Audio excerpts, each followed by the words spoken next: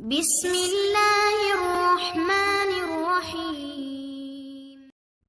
نبی کریم صلی اللہ علیہ وسلم نے فرمایا، اس ذات کی قسم جس کے ہاتھ میں میری جان ہے، تم امر بالمعروف بھلائی کا حکم دو اور نہی عن المنکر برائی سے روکو، ورنہ قریب ہے کہ اللہ تعالیٰ تم پر اپنا عذاب بھیج دے، پھر تم اللہ سے دعا کرو اور تمہاری دعا قبول نہ کی جائے۔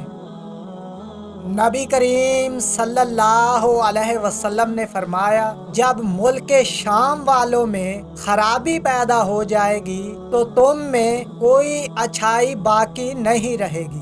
میری امت کے ایک گروہ کو ہمیشہ اللہ کی مدد حاصل رہے گی، اس کی مدد نہ کرنے والے قیامت تک اسے کوئی نقصان نہیں پہنچا سکیں گے۔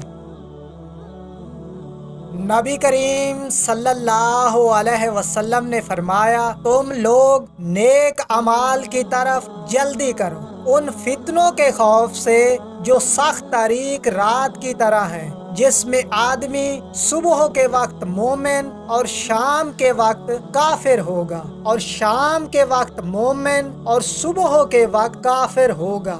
دنیاوی ساز و سامان کے بدلے آدمی اپنا دین بیچ دے گا۔ نبی کریم صلی اللہ علیہ وسلم نے فرمایا، تمہارے بعد ایسے دن آنے والے ہیں جس میں علم اٹھا لیا جائے گا اور حرج زیادہ ہو جائے گا۔ صحابہ کرام رضوان اللہ علیہم اجمعین نے عرض کیا، اے اللہ کے رسول صلی اللہ علیہ وسلم، حرج کیا چیز ہے؟ آپ صلی اللہ علیہ وسلم نے فرمایا، قتل و خون ریزی۔